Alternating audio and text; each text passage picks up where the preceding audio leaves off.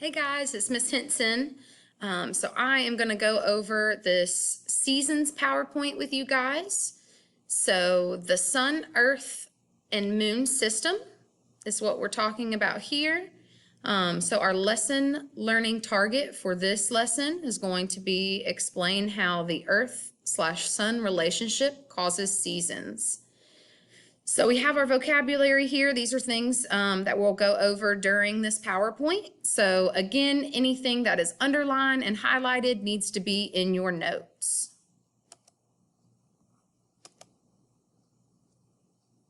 All right, so this first one, this is when we go over in class. I'm going to get your student responses about you telling me what you know about the seasons or maybe any questions you have about seasons specifically.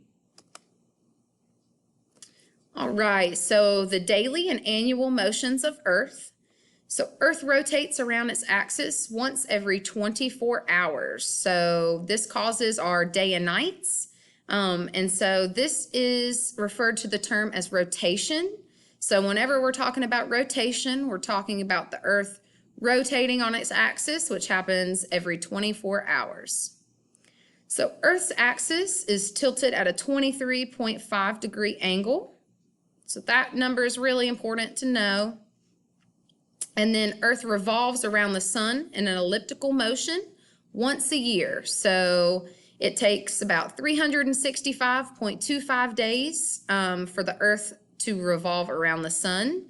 So the term that we talk about there is going to be revolution. So whenever we're talking about revolution, we're talking about how long it takes for the Earth to go around the sun. And rotation is how long it takes for Earth to rotate on its axis. So what causes our seasons? So seasons are caused by the tilt of Earth's axis, again that 23.5 degree angle, and Earth's orbit around the sun. So as Earth revolves around the sun, Earth's axis remains fixed. It does not move. So there's a common misconception that seasons have to do with how close Earth is to the sun, and this is not necessarily true. What we're really looking at as far as seasons and that tilt is how much solar radiation is coming at a certain angle. So has nothing to do with how close or how far away it is, but rather what way we're tilted to get the most or the least solar radiation. So right now, the Northern Hemisphere summer is actually when we're furthest away from the sun. So then there's a nice little video here. I definitely recommend clicking that and going through that and watching that. It kind of goes over everything we're talking about in this PowerPoint, but it gives you really nice visuals to go along with as well. So as you can see here, we have our summer. This is when we are directly angled at the sun in the Northern Hemisphere, at least. I always talk about the Northern Hemisphere because that's where we are. So here you can see our Northern Hemisphere is tilted away from the sun. So that's when we have our winter. So Earth's seasons. So the Northern Hemisphere experiences summer in June, July, and August.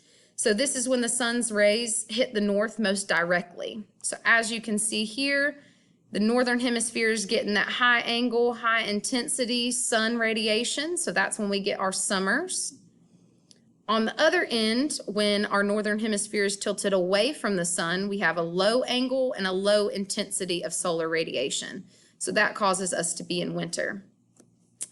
But at the same time, as the Northern Hemisphere is in summer, the Southern Hemisphere is experiencing winter because the sun rays are hitting it more indirectly, which decreases the amount of solar radiation.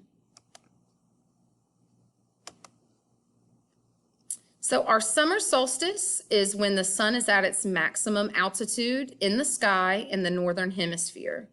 So this occurs around June 21st, 22nd. So those are important dates for you to remember. And in our summer solstice, the number of daylight hours in the Northern Hemisphere is at its maximum and minimum for the Southern Hemisphere. So we are in our summer here, whereas they are in their winter here. So going off of that, we have our winter solstice. So this is when the sun is at its lowest altitude in the sky in the northern hemisphere. So as you can see, we're tilted away from the sun. We are in winter. So for us, this happens around December 21st, 22nd. Again, important dates for you guys to remember. So this means that the number of daylight hours in the northern hemisphere where we are is at its minimum. So, you know, December, it gets darker pretty earlier compared to our summer long days. But in the southern hemisphere, the daylight hours are in its maximum. So here they're in the summer. All right, so now we have our autumnal and vernal equinox. So the term equinox, I have it broken down here for you. So equa means equal and nox means nights. So for our vernal equinox, these are important dates you should write down, March 20th or the 21st. And then autumnal equinox is September 22nd or the 23rd. So when we're talking about vernal, we are always talking about spring, and then autumnal, we're talking about autumn here. So for both of those, the lengths of the day and nights are equal for both the northern and southern hemispheres. So if you can see that they are going to be receiving equal amount of solar radiation in both here.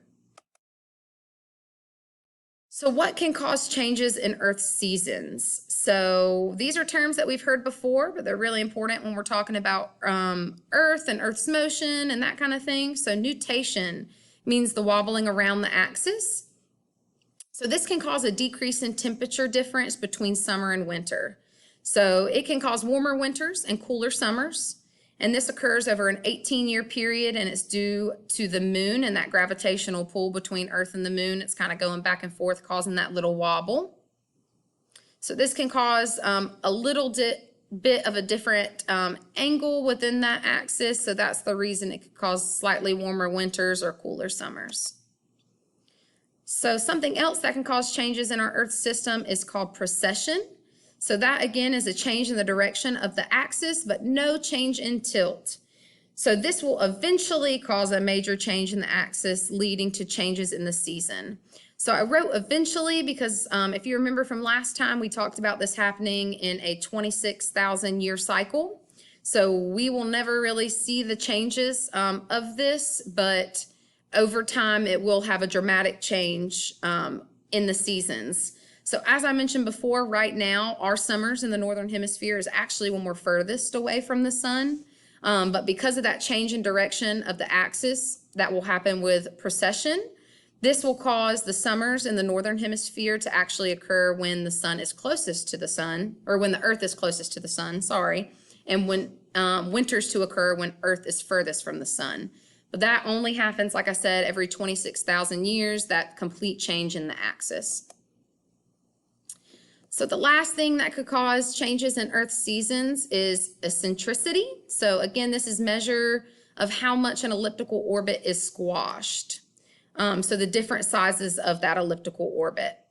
So with an elliptical orbit, Earth passes closer to the sun and the temperatures become warmer than normal.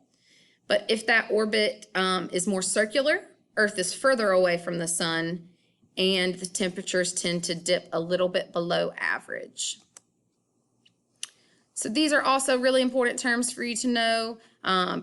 Perihelion and aphelion, perihelion and aphelion. So perihelion is simply talking about when the planet is closest to the sun. So this right here, if a planet was orbiting here, that would be considered your perihelion, because that is the point in which that planet will be closest to the sun. Opposite of that, we have our aphelion. So this is going to be when the planet is furthest from the sun. And then you have your summary slide. So at the end of your notes, make sure you're putting this summary page in there.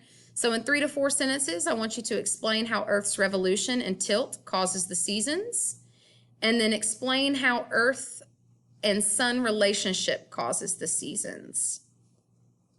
All right, you guys have a good day.